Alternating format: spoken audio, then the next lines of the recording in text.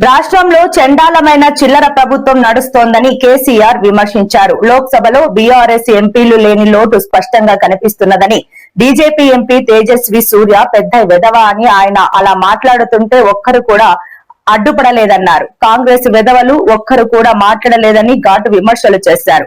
అదే బీఆర్ఎస్ ఎంపీలు సభలో ఉంటే రణరంగం సృష్టించే వాళ్లమని, తెలంగాణ పట్ల బీఆర్ఎస్ కు ఉన్న చిత్తశుద్ధి ఎవరికీ ఉండదన్నారు.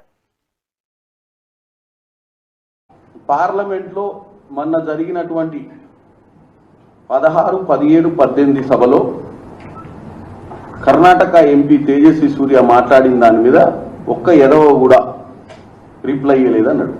ఒక్క ఎదవ కూడా దాన్ని లోక్సభలో మాట్లాడలేదన్నాడు. నేను మాట్లాడినా